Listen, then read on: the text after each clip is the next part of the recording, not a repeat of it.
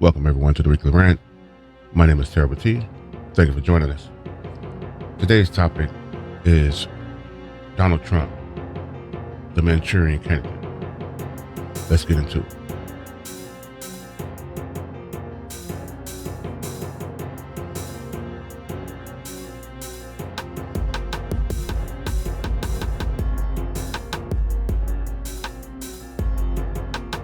By now, we've all witnessed the downfall of John P. Diddy Combs.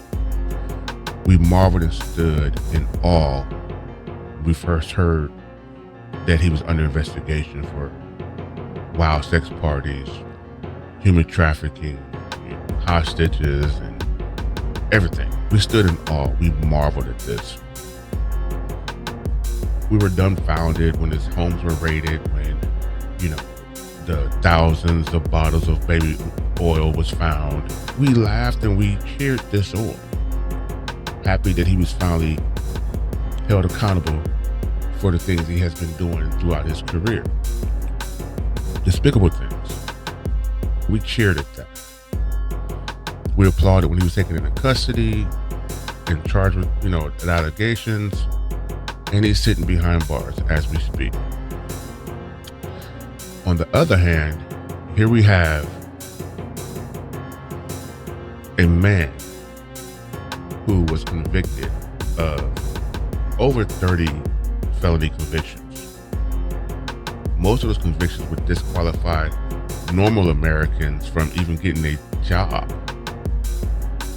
Period. Most people with a conviction on their record can barely get hired at a McDonald's. That's crazy, I know. In every situation that we find ourselves in today is going to become a more ambiguous problem later down the road. Because now that this man has the Supreme Court behind him, the House of Representatives behind him, the Senate behind him, do you honestly think that he is not about to attempt to dismantle the Constitution as he said he wants to do? Do you honestly believe that he's not about to become a dictator? In the previous video, I listed a list of things that he needed to do in order for him to take upon that role of a dictatorship. And people thought that I was losing my mind, that, hey, that would never happen here in the U.S. Well, if you're convicted of any felony, you're disqualified from owning a gun. You're disqualified from voting until you have completed parole. You're disqualified from most jobs. But here it is, you have a man, I want to say something else, but you have a man that has been convicted of over 30 felonies and has been elected to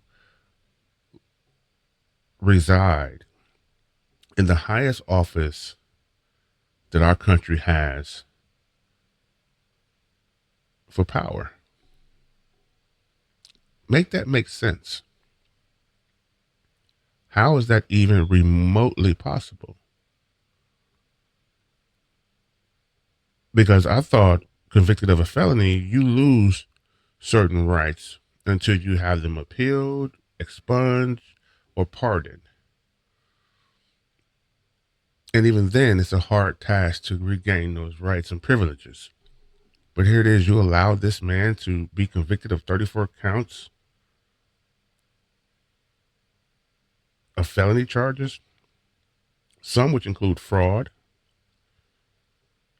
document tampering, federal governmental official document tampering that he took from the White House. And then the most damaging one in most people's eyes, the sexual assault charges.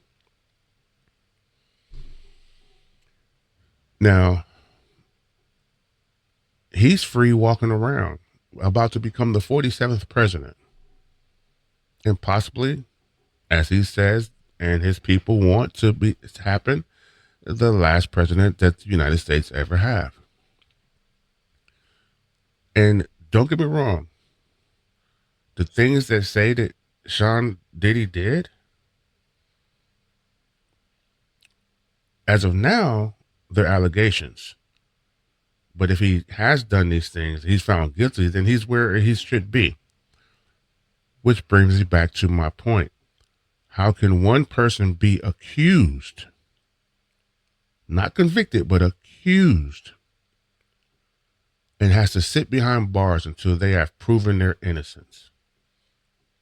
When there's a man who is found guilty, and yet he's walking around free, he's able to take office of the president, he's able to lead a country. A convicted felon can't have a weapon of any type. However, this convicted felon has the largest weapon in the fucking world, the U.S. military. But yet we're not supposed to be concerned. He's not a Manchurian candidate. From the beginning of his announcement of running for president, everything was set in motion to make sure that he took office. Everything.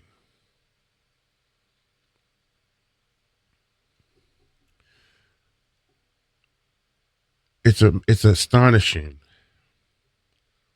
that our government system, our laws, have been set in place to benefit some and not others. Now, by no means am I hawking or harking on law enforcement or the government in its entirety, because there are some good police out here. There are some good Congress people out here that are trying to fight for the lesser of the few.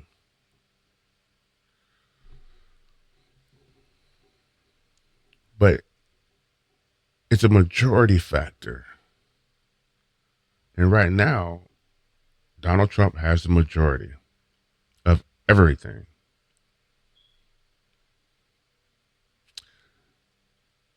When the House and the Senate are equally balanced, or power leans more towards the Democrats, or whatever the case may be, it's a little bit harder for any president to push a bill, put something in front of the Congress, and say, hey, this is what I want to happen. And it does. But it's a fight. But when you have total control of the House, total control of the Senate, total control of your Supreme Court justice system, what is it that he wants to put forth that won't get done? No one thought about this when we were trying to encourage people to open their eyes, when we was telling people, hey, look, take a step back, think about what you're thinking of, think about what you're saying, think about what you're doing, think about the outcome. They wasn't trying to hear none of that. They're still trying to make excuses for Trump raising tariffs on our closest allies.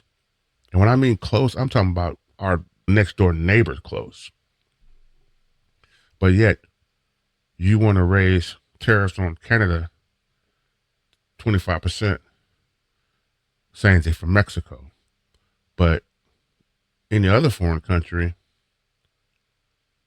it's 10% here, 10% there.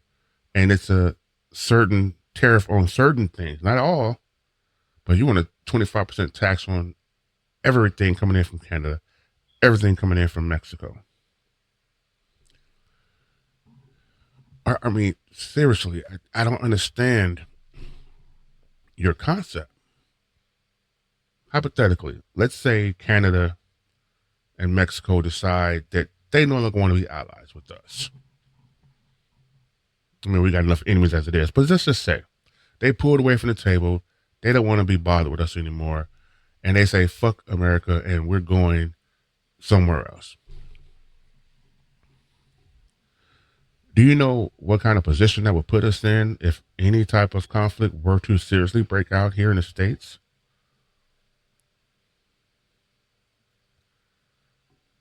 We're already trying to protect ourselves from the East Coast, the West Coast, Southern, and Northern. If we were attacked from the North and the South, Canada is our first line of defense. Mexico will be the first line of defense. If we no longer had them as allies, do you realize the vulnerable state that we are being put in?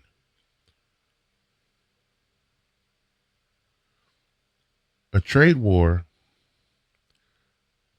is nothing more than an embargoment. Embargoments create wars. If you did your history, you would understand that this is one of the reasons why Japan decided to attack us at Pearl Harbor, because of embargoments on oil and food. So I don't know how many people have watched The Manchurian Candidate before, but I think a lot of people really should go back and look at that movie and see exactly what I'm talking about when I say that this man is a Manchurian Candidate. He's a puppet. In the movie, the gentleman didn't know anything about politics and didn't want anything to do with it. He was being groomed to be something bigger. He became a senator, became a congressman, and then president-elect. If I remember correctly, he was coming out of the military and having issues and PTSD and things of that nature. But that's a different story. But doesn't that sound a little bit like Donald Trump? A businessman, not concerned about politics at the time, decides to put his toe in the water to see what it's like. Yeah, didn't want to at first. Then he decided to get into the ring. Had a hard time, but he had people backing him. He had the billionaires and the donors backing him to get things accomplished that they wanted. Not what he wanted, but what they wanted. Same thing as the Manchurian Candidate.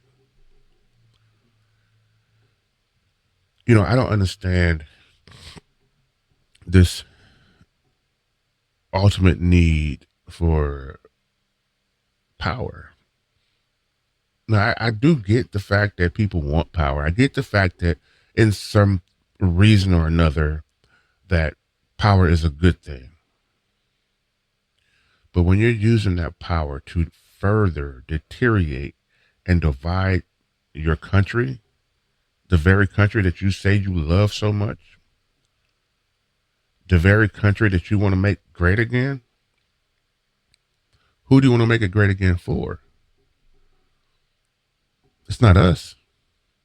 It's not the American people.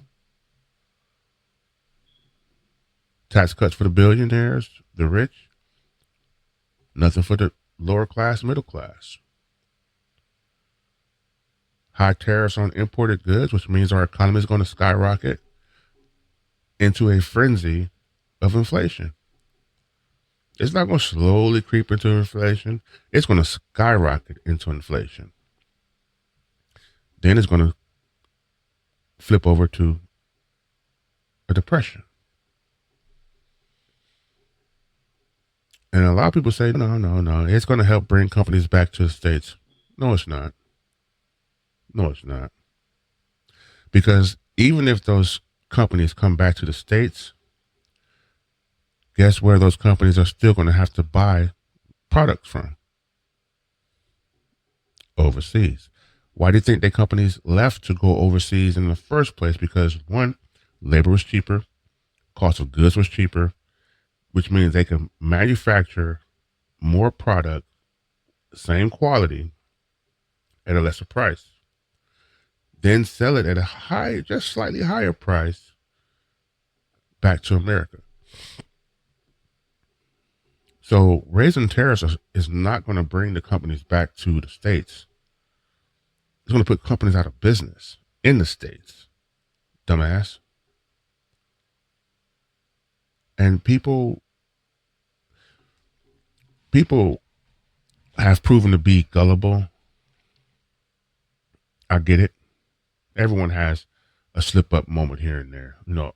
Walking down the street, they trip over a curb and, they fall.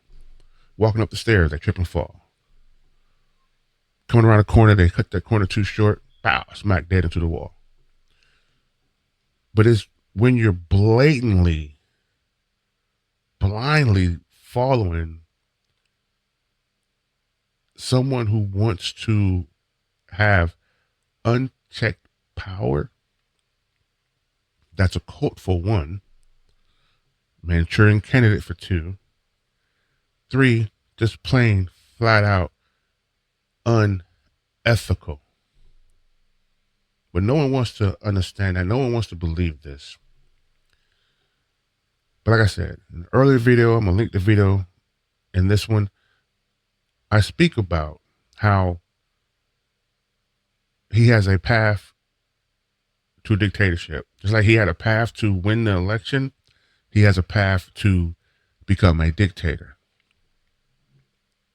And hopefully, unlike the election where we allowed him to win, I just sincerely hope that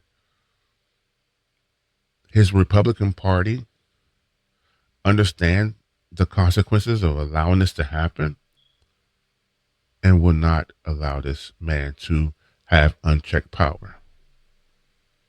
They want to talk about taking Bibles and putting them back in school. They want to talk about taking books out of school to teach speeches about history, about this country's history, because it's so bad. It's so grotesque. Have you read the Bible lately? I mean, seriously, have you read from the Old Testament to the New Testament?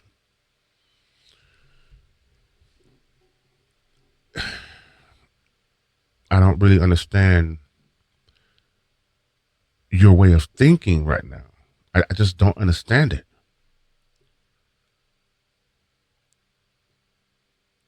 If I told you that I wanted to take over the world, not just the country, the world, and I convinced 5 or 10 people that this is what I wanted to do, out of those 5 or 10 people that I've convinced that this is what I wanted to do and this is what we're going to do, there should be at least 10 to 20, 30 more people saying, no, this ain't finna happen. You lost your rabbit ass mind. But not these dumb fucks. This is going to be, in my opinion, the hardest 4 years of this country's history.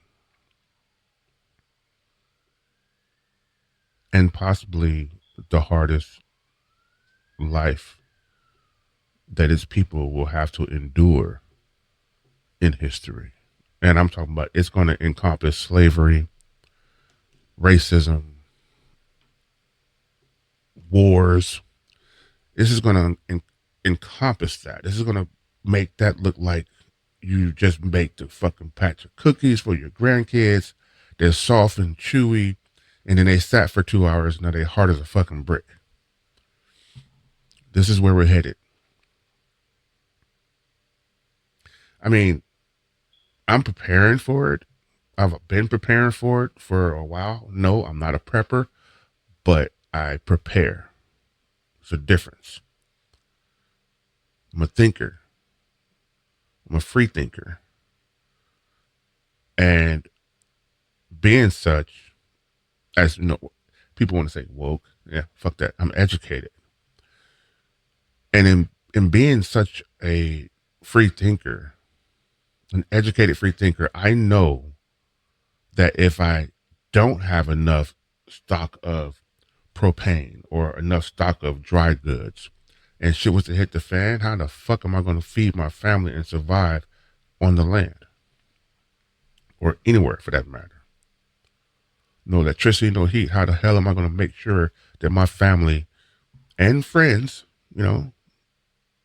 that make it to me, how am I going to make sure that we're going to be okay? That we're going to be able to weather the storm if I don't prepare? I'm not a prepper by any means of the word, but I will prepare, and I have prepared for when shit hit the fan. And it's coming. It's just a matter of time, but it's coming. So prepare. Don't prep. Prepare. Make sure you have everything you need to survive when the grid goes down. Get you some walkie-talkies. Stock up on batteries. Stock up on medication that you need. Stock up on iodine. Stock up on tablets to help sanitize the drinking water from the river so that it allows you to drink it. Stock up on the necessities. And I'm not talking about toilet paper, paper towels. Fuck all that. That's fine, but fuck that. I'm talking about make sure you have medication for your loved ones that may end up needing it. Make sure you have first aid kits. Make sure you have a way of communicating with your family. Make sure you have a way to feed yourself. Grab your couple of fishing poles. Grab your crossbow. If you're able to have a gun, grab your rifle so that you can hunt and feed your family when shit hit the fan. Prepare. Don't prep. Prepare. It's two different things. They sound the same. They mean the same, but it's two different scenarios and two different stages. I'm not gonna get into the details. I'll say that for another video, but prepare. That's all I can say is prepare. We're living in an age now where a Manchurian candidate has been elected the 47th president of the world, of the country. And quite possibly, if things continue to go the way that they're going, he will be the last president that this country will ever see. There will be no more elections. They don't want any more elections. He said it in his own video. Get out there and vote. My Christian people, get out there and vote. You won't have to vote again just this one time. We'll have it fixed so well you won't have to vote again. His words, not mine. So what is that telling you? Does that sound like this man is playing? Does that sound like they're playing? Does it sound like that's a game that they want to play and say, hey, we just want to test the waters and see if we could win? No, they said this because that's what they want to do. Prepare, people. Simple as that. All right, that's my time. This has been a weekly rant. I'm your host, Terrible T. Thank you for watching. Thank you for tuning in.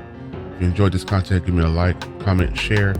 If you feel like you want to, please subscribe. If not, no harm done. All comments are welcome. You will never be blocked. Your opinion is your opinion. We can sit and conversate about it. We can discuss it, debate it. No problem.